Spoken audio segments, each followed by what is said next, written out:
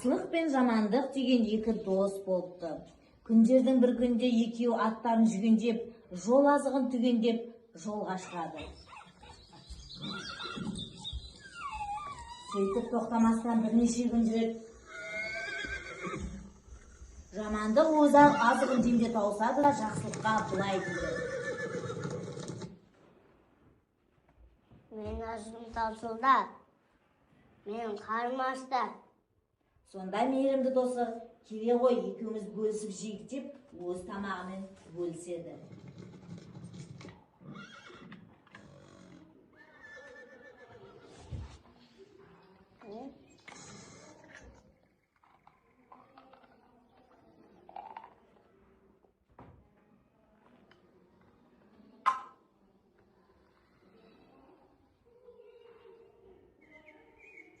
Екеуі жақсылықтың да бар азығын тауысып бітіреді. Қомағай жамандықтың тағы да мазасы қаша бастайды. Ол мейірімді досына: Азығым таусылда, менің қарным ашты. Мен ашқа шыдай алмайм, жайда шыдай алмайм. Сен атыңды солай жек. Сырт досына жаны ашып, атын сойып беріп, өзі жаяу жүреді.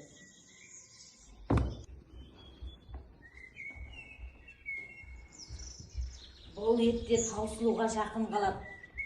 Жамандық тағы да былай дейді: Ешқайсы пайдасы болмас.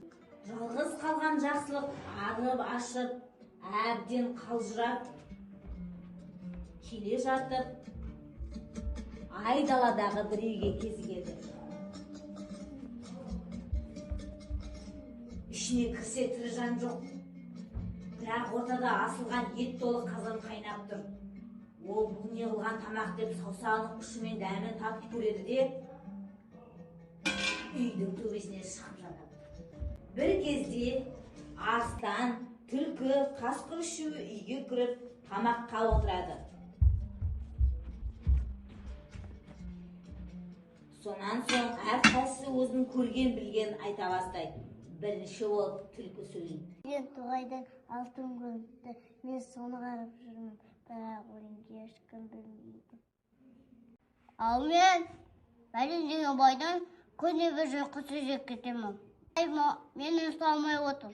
Байдың тіпті маған аты жете алмайды. Байдың бір ғана тайы бар, оны бірақ ешкім білмейді. Мен бір байдың бір тоқтысына араздымын. Сол бір байдың бір ауыр жатқан қызы бар. Сол қызды засын, соған бүкіл байдың мейіріміне байтты. Естіп алып, таң атысымен жолға шығып, олардың айтқан нәрселерін айнытпай орындап, байлыққа кенеледі. Жылдар өтіп, айлар өтіп, жақсылыққа киімі өрім-өрім, әбден азып тозған ұсқынсыз бір адам келеді. Оның баяғы жапан далада жалғыз қалдырып кеткен опасыз досы жамандық екенін әрең таниды. Жақсылық жана, сен жамандықты жазайын де, осындай халге түстім. Мұны байлықты қайдан алдың? Сонда жақсылық басынан өткен оқиғасын айтып береді. Жарайды деп жамандық кетіп қалады. Жамандық баяғы лашыққа барып кіреді. Жақсылық айтқандай қазан толы ет асыл ұлтыр екен. Қызығып кетіп шыдай алмай, мына бір жілігін жейінші деп, еттен жеп басынан 5-6 рет ұттап алады. Сөйтіп үйдің төбесіне шығып жатады. Бір уақытта түлкі, арыстан, қасқыр үшеуі күркеге келеді. Түлкі тамақты көре салды: Біреу жепті.